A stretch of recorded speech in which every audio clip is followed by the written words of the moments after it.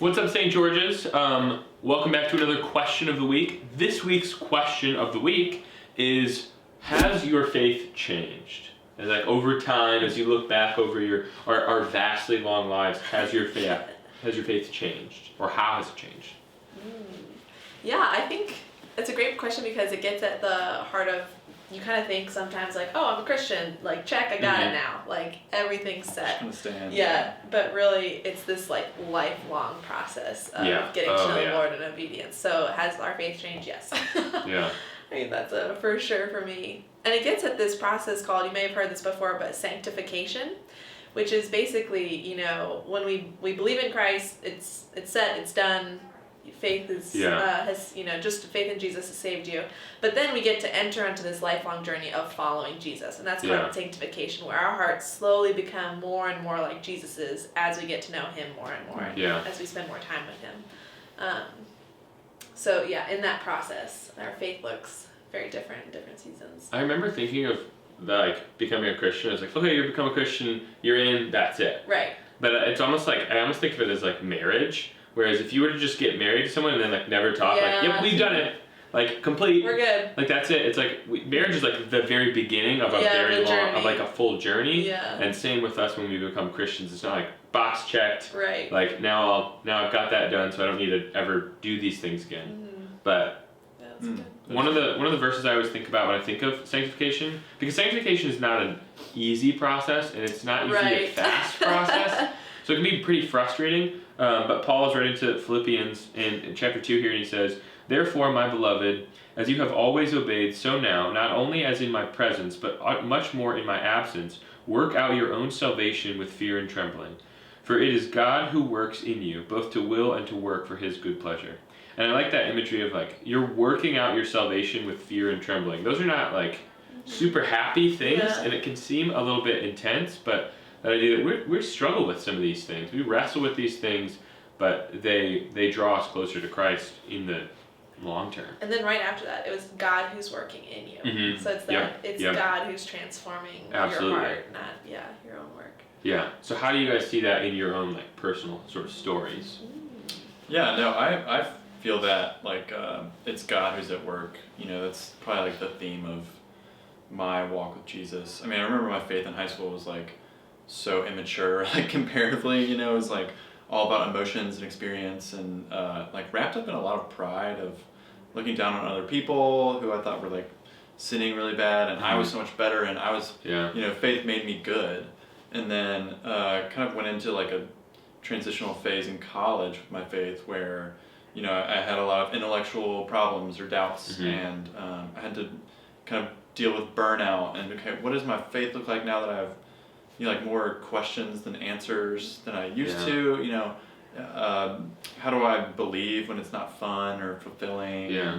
So that was like a definite shift, but I think like out of that, I've seen like a lot more humility, a lot more reliance on God for my faith, for Him to work in my life, and for me to receive from Him instead of like, here's me like doing, being a Christian, you know, it's, so that's definitely how God's been working. And like a verse that I think gives me so much comfort is Isaiah 30:15, and it's kind of a weird context, but it says, "In returning and rest you shall be saved, in quietness and trust shall be your strength."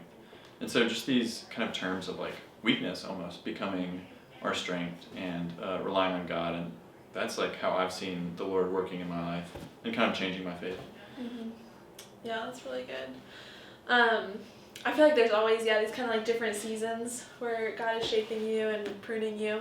And I know I've told this story a lot of you probably already heard this before, but one of the first times that I felt like this kind of experience with the Lord was freshman year of high school, and I grew up in a Christian home, and so always considered myself a Christian, you know, it was like something we did, and go to church every Sunday, you know, all the kind of like tick off your boxes type thing. But I remember feeling like I don't feel like I know Jesus and I know the Lord, and I don't feel like I have a relationship with Him, but I see all my friends do, and like I want that. And so I was sitting next to my friend one day in like chapel in our school, and had asked her, or she asked me like, "What's your favorite Bible verse?" And I was like, I don't know. You know, like, full panic. So I randomly flipped open a Bible and went to Psalm 121. The Lord was very gracious and like gave me a good one because I don't recommend doing this. There's a lot of crazy verses in the Bible. But it was, I lift my eyes up to the hills. Where does my help come from? My help comes from the Lord, the maker of heaven and earth. So I was like, yeah, that's my favorite Bible verse. It just means so much to me. So important. Totally making all of this up, just lying straight to her face. But it hit me in that moment was like, oh, I don't have a favorite Bible verse. Like, I don't spend any time reading my Bible. I don't spend time in prayer. Maybe that's the gap for why I don't feel like I have a relationship with the Lord. I've spent no time with him. So then I'm at youth group later that night, and they had this time of like 10 minutes of just music's playing, and you can pray at the end. And so I'm sitting there praying, and I was like, okay, Lord, like I'm gonna like really try and live my life for you and spend time with you. And the song comes on in the background, and the bridge of the song is them singing Psalm 121. Oh, wow. I lift my eyes up to the hills, crazy. where does my help come from? My help comes from the Lord, maker of heaven and earth. And I just immediately started like bawling. I was like, oh. Yeah. Oh, But I was like, oh, like you hear me, you see me, like you want this relationship with me. And then, so kind of that was like a big like stepping up in my faith, being like, oh, I actually need to invest in this if like it's going to mean anything to me. Quick random thought on the subject of random Bible verses. My brother, whenever he like, you know how people would sign their name and then write like a verse underneath it? Or like in his Instagram bio, he'll always put this verse in Amos that's, I don't remember the reference, but it's, even the bravest men will flee naked on that day. So he just always has He just puts it in there. Yep, just the reference. See if anyone just in checks case it anyone out. ever goes, what is that verse? So That's hilarious. But it is crazy to think about how faith has changed, especially like, I mean, all of us grew up in Christian homes, so I grew up hearing this stuff. Right. But it's weird how different it seems to me now. Yeah. And even kind of like you said, when I was in high school, I remember consciously having the thought, the very prideful and ignorant thought of like, I think I've got this Christianity stuff. Like, it's like, I think I'm pretty good. Like, I don't really have any things that I struggle with. Like, I'm not really a bad guy at all. And it was just like, I go to church on Sundays. I'm part of like a youth group. So it was like, I think I've got this down. And it's crazy to think like, now I feel so much less in control, which is probably a very good and humbling thing. But it's crazy to see how faith became, like, it was just something my parents kind of like pushed on us. And not pushed on us, that makes it sound bad, but like instilled in us, and they demonstrated. But so it was easy to just go through the motions, do what they're doing, and be like, yeah, I'm a Christian, I do these things, this is what makes me a Christian. And I think it wasn't until college, and even when I went and stayed in Jamaica, I lived in Jamaica for a summer at a children's home there, where I was really rocked with like, okay, what is your faith? What are you holding on to in this life? And being a Christian is not something that you can take days off.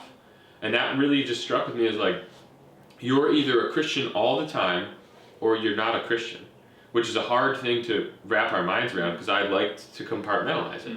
When I was with Christians, I could be Christian, but otherwise I just was like, just whatever. I'll do whatever I want. And so it was really convicting to like start to do that and see like, okay, if I'm gonna be a Christian all the time, what does that mean? I gotta be doing these things, I gotta be living in these things. And that doesn't mean you're in the Bible 24/7, but like just having this posture about you as though you're always living for the Lord. And so just like the change in my behavior over those years, like, I don't know, a lot of change in myself, if I think about the things that mattered to me most before then, I mean, just kind of normal stuff that people really care about mattered to me more than anything. And now it's crazy how that shifts, and like people matter more because God loves people, and my relationship with God matters more, and just relationships in general. And so it is wild to see how that process of sanctification happens. But the shift in behaviors and your perspective on the world when it like you kind of put on like the Jesus glasses. You're like, oh, this is how you actually like see the world and how I should be living, and all those other things are just like distract. Like, oh, that doesn't matter to me anymore. And I feel like it was so important to me. I feel like you never notice as it's happening. Right. It's years later you look back. It's like I look back now and I can see like, oh, there were these things God was doing in my life. But if I look back to like a week ago, it's like, I was exactly the same. I'm just as bad a week ago as I am right now. Well, or you're in the season and it's really hard. And you're like, oh, what in the world? And then you're able to look back, a couple years later and be like, oh, okay, Lord, I see what you did in that season and how it actually was, for my benefit.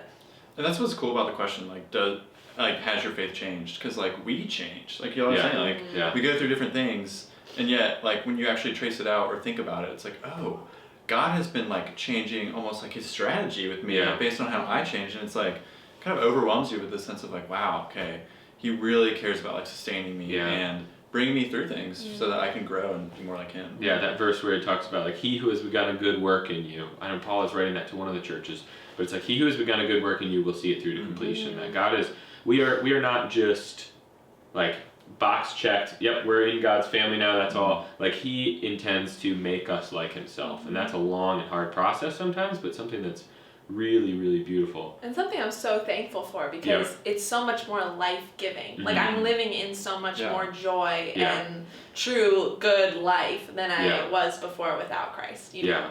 And as we head into this like coming week of Thanksgiving, just like remembering the ways God has changed us, remembering the way he's bringing us through things. It's hard to see in the moment, but as we look back, I think that just should fill us up with so much gratitude for what he's doing.